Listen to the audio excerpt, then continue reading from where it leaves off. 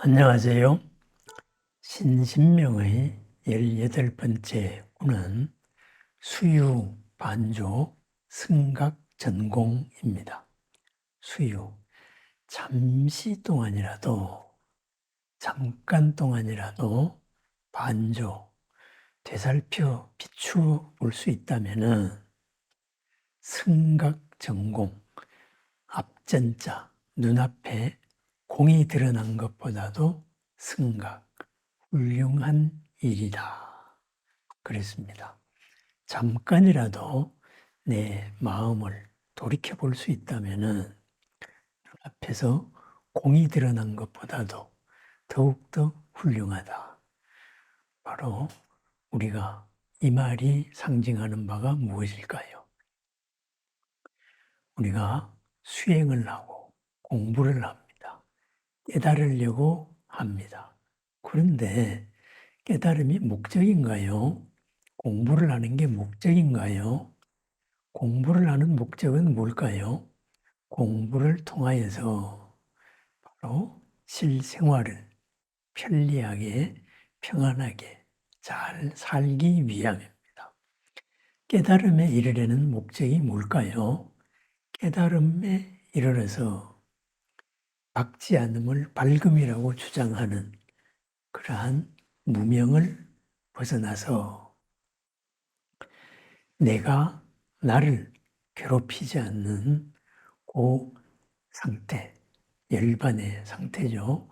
내가 나를 이롭고 평안하게 하는 상태로 이끌고자 함입니다.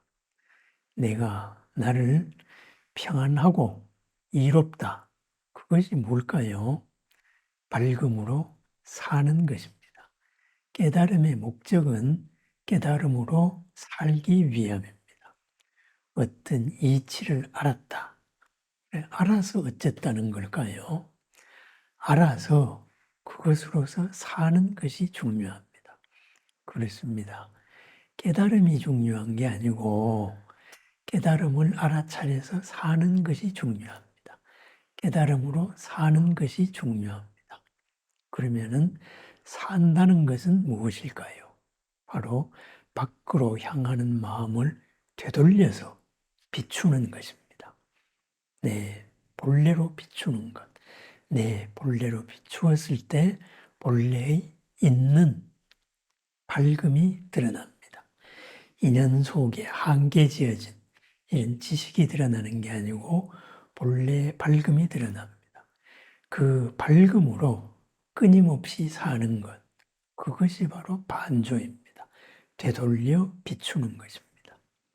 눈앞의 모든 현상에서 그 현상을 판단하는 내 마음을 다시 되돌려 비추어 보고 내 마음의 바탕에 근거하여서 있는 그대로로 살아나가는 것입니다. 살아나가는 것, 깨달음으로 살아나가는 것, 밝음의 삶, 그것이 깨달음의 목적입니다. 그런데 눈앞에 공이 드러났다.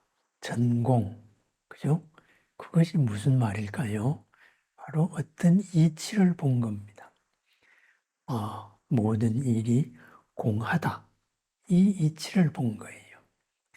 그 이치를 본 것은 논리적으로 본 것일 수도 있고 또 하나는 체험으로 본 것일 수도 있습니다. 가슴을 막고 있던 돌덩어리 하나가 툭 떨어지면서 느끼는 시원함이라든가 아니면은 평소에 생각하고 있었던 모든 문제들이 다 풀리는 맞는 키를 하나 얻었다. 그것을 흔히 깨달음이다. 이렇게 이야기합니다. 그것은 깨달음에 입문을 한 거죠. 그래서 환희, 기쁨이 솟아나옵니다. 그래서 초선정이 바로 기쁨의 영역이다. 이렇게 되겠죠. 맞는 길을 하나 알았다. 얼마나 기쁘겠어요. 사막을 가면서 목이 마르다가 바로 눈앞에 오아시스를 받고 오아시스를 본 것만이 아니고 마침내 그 오아시스, 물을 마셨습니다. 체험을 한 것. 바로 그것이 전공, 눈앞에 드러난 공입니다. 그래서 눈앞에서 어떤 이치를 봤다, 어떤 체험을 했다. 그래서 흔히 하는 말로서 그대의 바른 눈을 보지 그대의 삶을 보지 않는다. 이런 말을 하는데 그것은 조금 잘못된 거죠. 물론 확실하게 바른 눈은 확실하게 알면은 그것이 믿음이 되어서 그렇게 사라집니다. 그런데 거칠게 알면은 거칠게 사라집니다. 공을 본 모습, 지금까지와 전혀 다른 이 체험의 기쁨에 겨워서 바로 섬세하게 놔두어야 될 이런 눈앞의 일에 대응해서 환히 작약하기 쉽습니다. 그래야 해서 막행막식으로 빠질 수가 있다. 이거죠. 그렇습니다. 이치를 알고 체험을 하는 것보다 반조, 돌이키는 것이 중요하다. 돌이킴으로 사는 것이 중요하다. 또 깨달음으로 살아나가는 것이 중요합니다. 공을 아는 게 중요한 게 아닙니다. 공을 체험하는 게 중요한 게 아닙니다. 그 체험이 무르익어서 그것으로서 살아나가는 것. 끊임없이 나 자신을 돌이켜보는 겁니다. 반조를 하는 것입니다. 그래서 승차는 이야기합니다.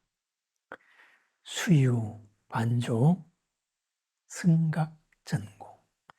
잠시 동안에 반조할 수 있다면, 되돌려서 비출 수 다면 눈앞에서 공을 본 것보다도 더욱더 뛰어난 일이다.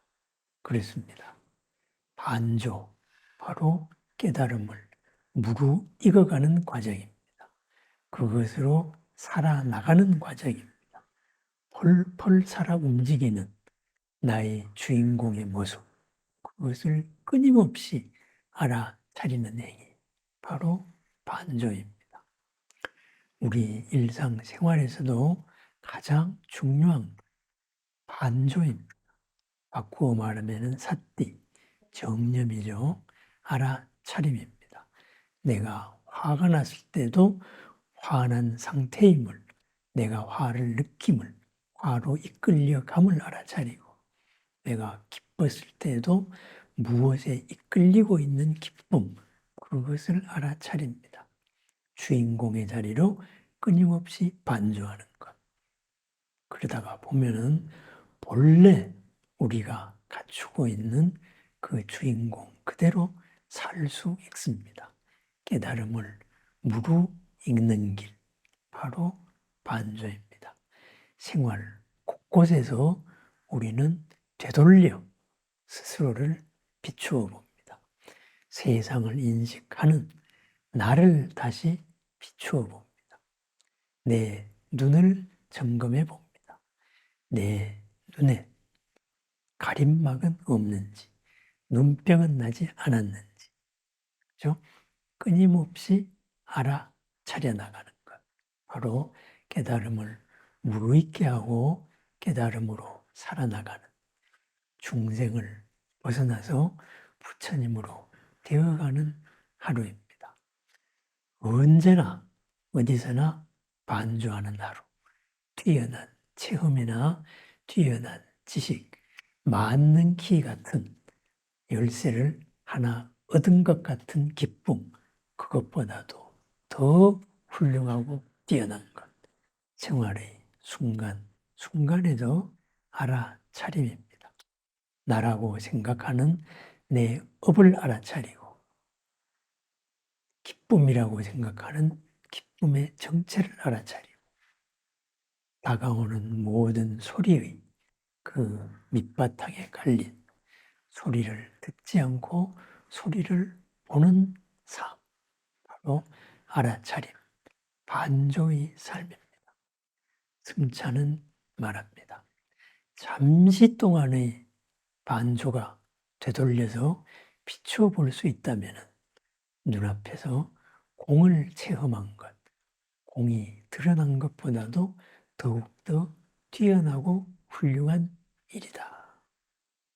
우리가 말하는 체험, 우리 몸이라는 하드웨어와 소프트웨어의 장난일 가능성이 매우 많습니다. 그런데 그것을 나라고 생각하다가 보니까 반조를 하지 않으면 그 체험에 집착을 해서 마침내 그 체험이 좋은 체험이 깨달음의 체험이라고 생각했던 것이 나를 구렁텅어리로 빠뜨려 버립니다. 이것이야말로 최고다라고 생각했던 것이 바로 용이 입을 벌리고 범이 기다리는 그러한 굴에 빠져드는 길이다. 일찍이 많은 선사들이 이야기했습니다. 잠시 동안에 되돌려서 알아차림, 되돌려서 비추어 보는 것, 본성으로 살아가는 지름길입니다. 나날의 순간에서, 일상에서 나와 그리고 남을 그리고 이 전체를 알아차리는 반조의 나날, 되돌려 비추어 보는 나날, 바로 오온이 개공함을 비추어 보는 그러한 나날입니다. 모든 고를 벗어나는 나날입니다. 반조의 나날을 축원합니다. 되돌아 비추어 보는 지금 이 순간을 축원합니다. 감사합니다.